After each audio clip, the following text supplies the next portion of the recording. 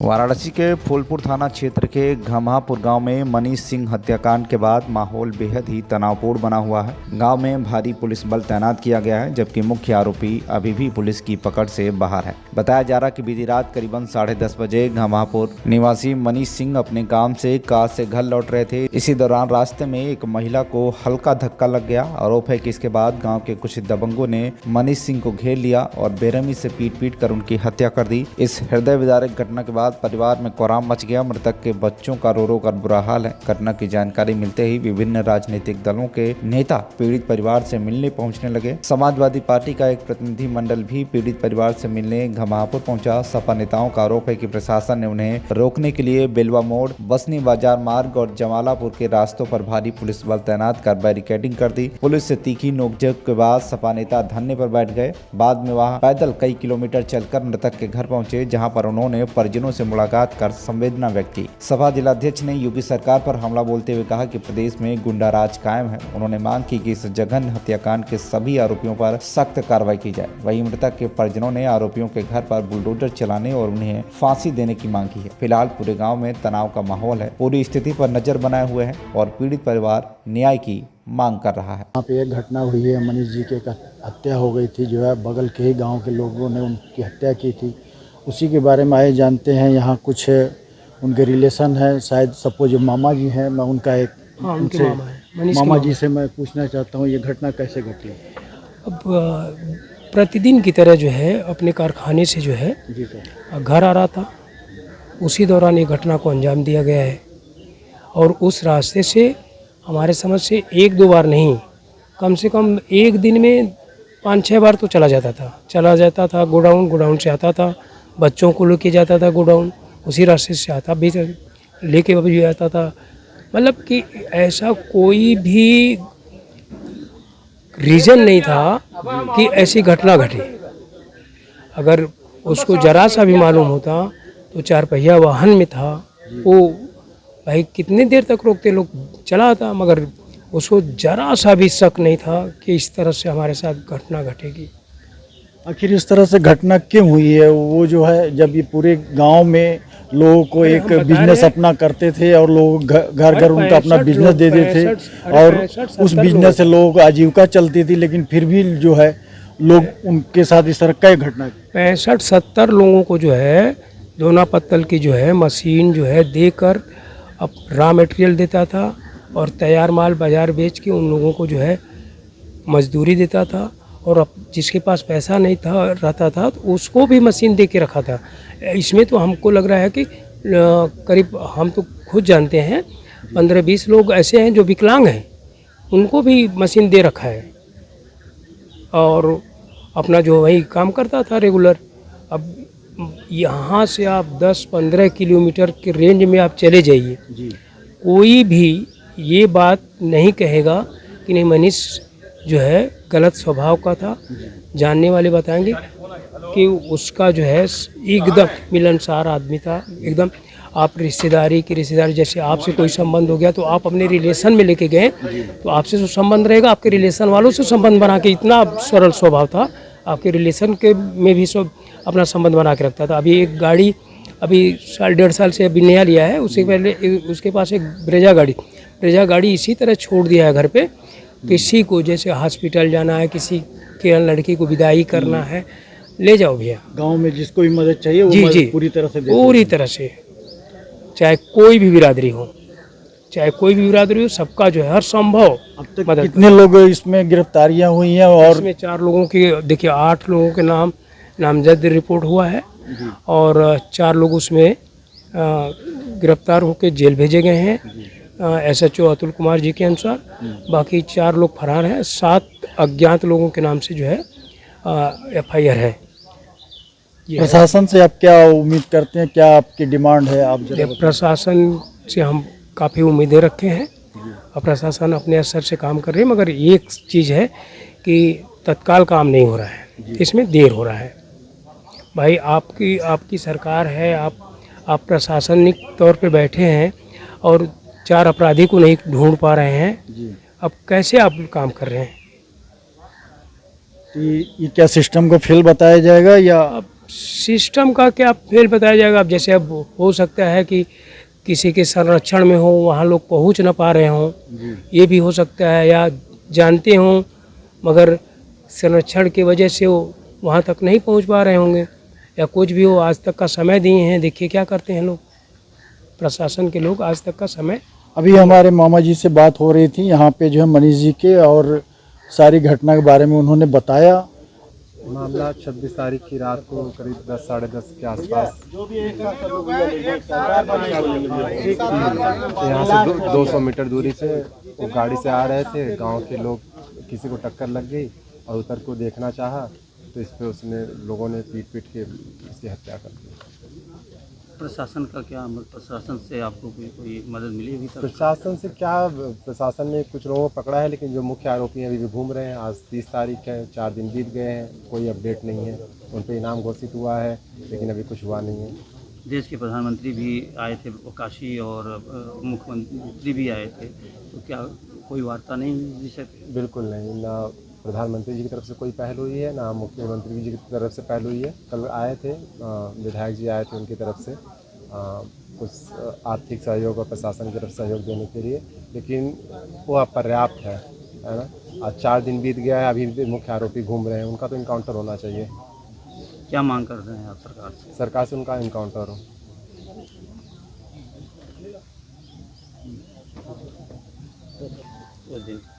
जी, company से वापस आ रहे थे, रास्ते में कुछ ईंट रखे थे और एक मेहंदी का फंक्शन चल रहा था, तो उसी भीड़ को बचाते हुए उनकी गाड़ी एक ईंट में टकराई थी और पीछे एक लेडी थी, तो वो रिवर्स ले रहे थे, तो लेडी को थोड़ा सा धक्का लग गया था। वो वही चेक करने के लिए नीचे उतरे कि कहीं उनको ज़्यादा चोट तो नहीं लग गई है, तो अगर लगी होगी तो उसका ट्रीटमेंट वगैरह देखा जाएगा। इतने में ही वहाँ के भीड़ थी, वो उन पर टूट पड़ी और उनको मारा।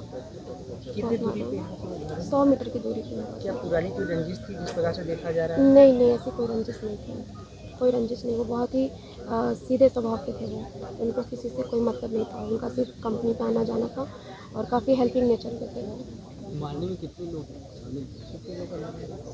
सो मारने में तो वहाँ पे तो बहुत लोग ही खड़े थे वहाँ पे। अब उसमें जो मुख्य आरोपी हैं वो 8-10 लोगों का नाम लिया जा रहा है, और जिसमें से 4 पकड़े गए हैं, बाकी अभी भी गिरफ्त में नहीं आए हैं।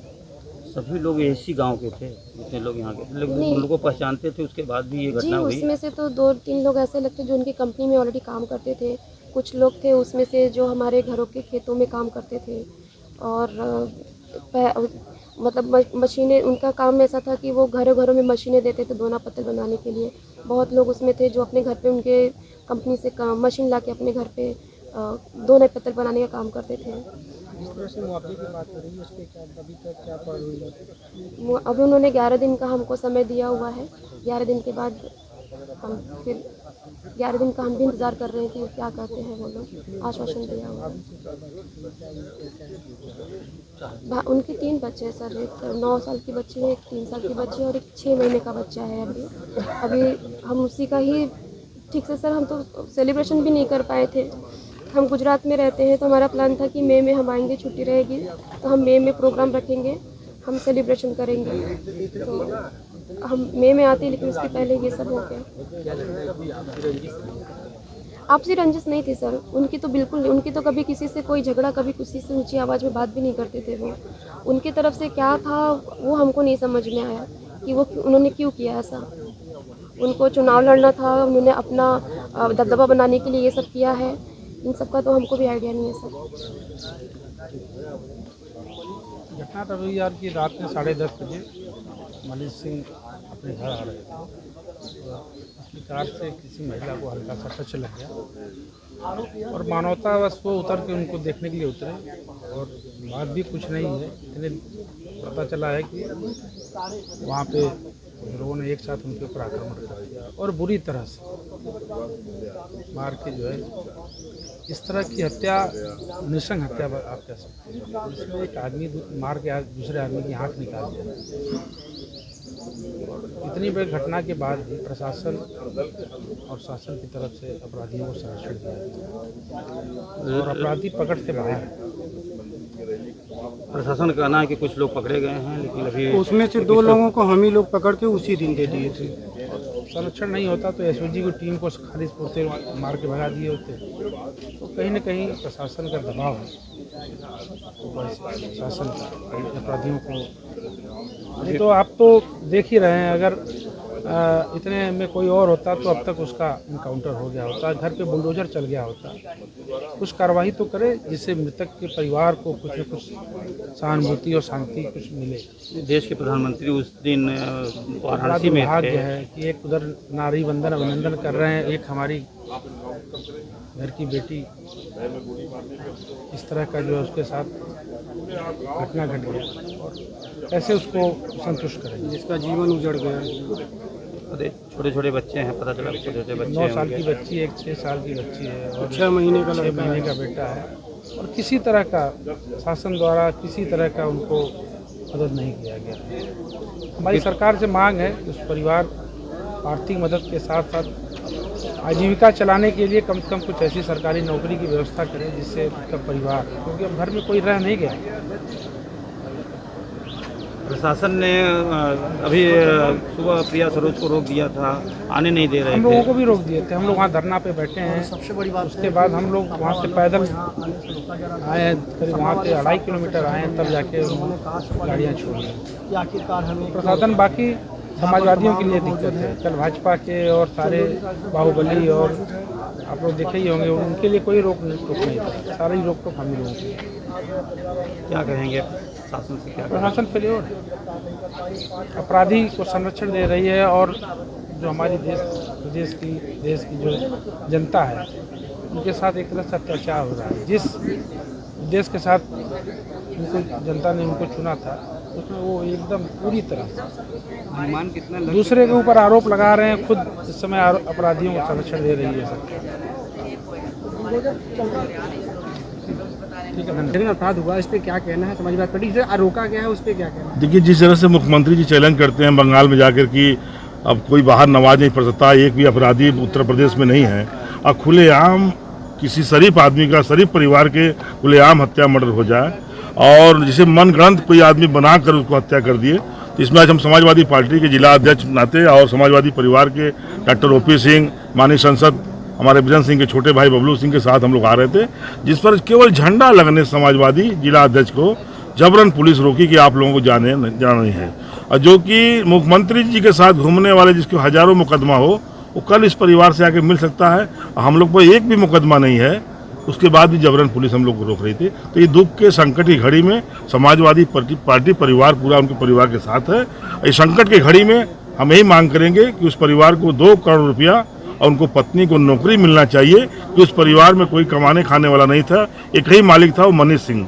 तो मनीष सिंह दुनिया से बेचारे चले गए, भगवान करे उनकी आत्मा को शांति प्रदान हो। और अपराधी जो घूम रहे हैं, अभी तक एक भी अपराधी का हाफ इनकाउंटर नहीं हुआ। ये देखते हैं कि कब उनका घर गिरेगा, कब इनकाउंटर होगा।